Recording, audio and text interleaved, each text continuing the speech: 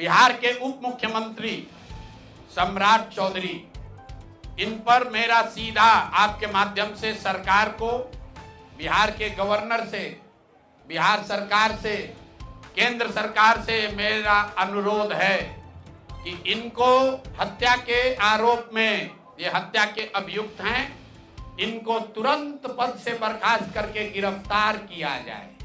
क्यों किया जाए ये समझिए। तारापुर में 1995 में 7 लोगों की जो हत्या हुई और 7 मारे जाने वाले लोग कुशवाहा समाज के लोग थे। ये बिहार में जाति की राजनीति करने वालों के लिए सबक होना चाहिए।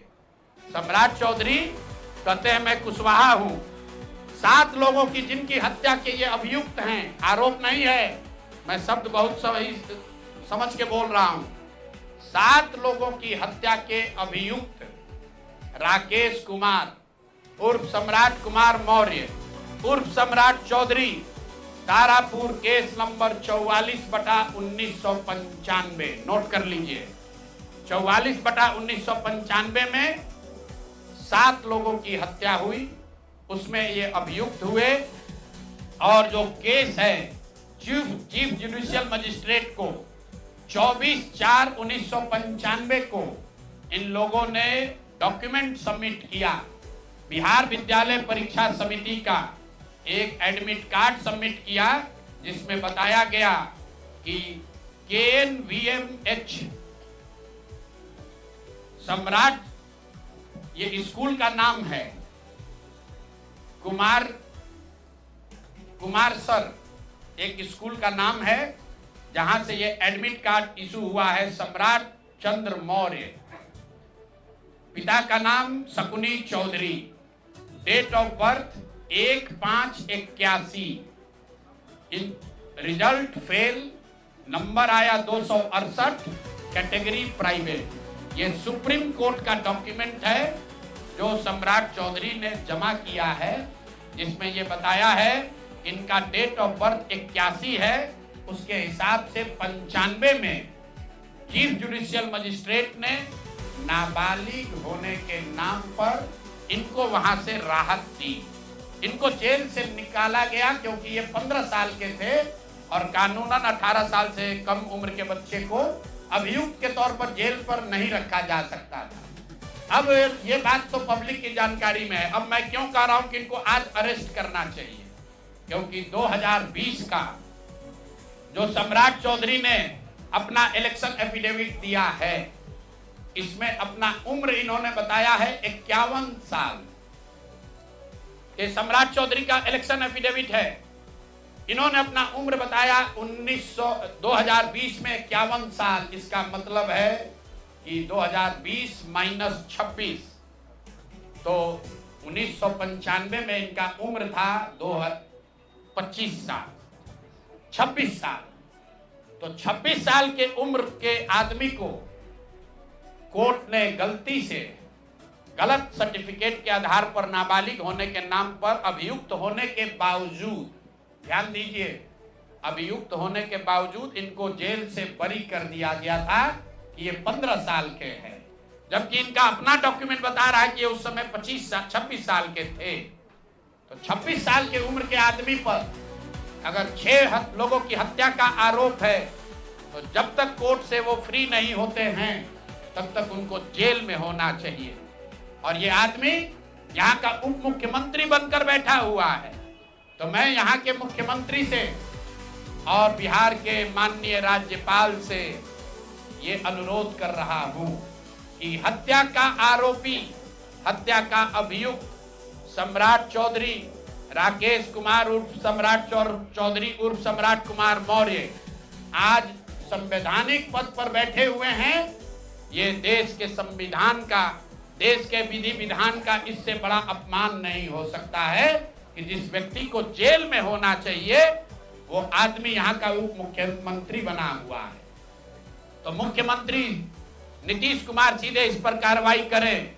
नहीं करेंगे तो कल परसों में हम लोग राज्यपाल के पास डेलीगेशन लेकर जाएंगे, सिर्फ बर्खास्तगी के लिए नहीं, सम्राट चौधरी के गिरफ्तारी के लिए। पूरा समझिए, मैं कैमरे पर कह रहा हूं, सम्राट चौधरी हत्या के अभियुक्त है, जेल से फर्जी डॉक्यूमेंट निकालकर बाहर निकले हैं। या तो इनको बर्खास्त करके गिरफ्तार कीजिए और नहीं तो देश में जितने लोग हत्या किए हैं उनको भी जेल से छोड़ दीजिए। ये हालात है, ये डॉक्यूमेंट है आपके सामने। ये सम्राट चौधरी का इलेक्शन एफिडेविट है जिसमें 2020 में उन्होंने अपने आप को 51 साल का बताया है। उसके मुताबिक 1995 में वो 26 साल के थे और कोर्ट में इस आधार पर इनको बरी किया गया है कि ये 15 साल के बालक हैं। तो ये बता दें कि ये हत्या के आरोपी हैं। इन्होंने जो सर्टिफिकेट दिया है वो ठीक है कि नहीं है। बाकी ये भाई साहब जो घोटाला किए हैं अपने डिग्री उग्री में, तो बहुत छोटी बात है।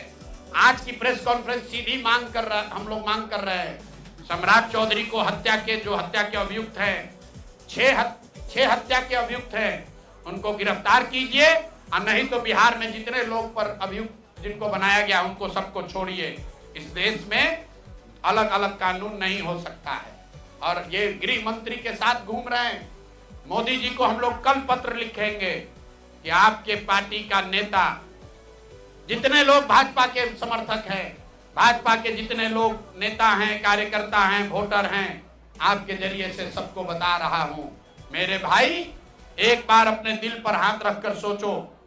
जिस व्यक्ति पर 6 लोगों की हत्या का आरोप है, जो व्यक्ति 6 लोगों की हत्या का अभियुक्त है, उसको तुम अपना नेता बनाकर बिहार का उप मुख्यमंत्री बनाए हो और तुम अपराध की बात करते हो, तुम जंगल राज की बात करते हो।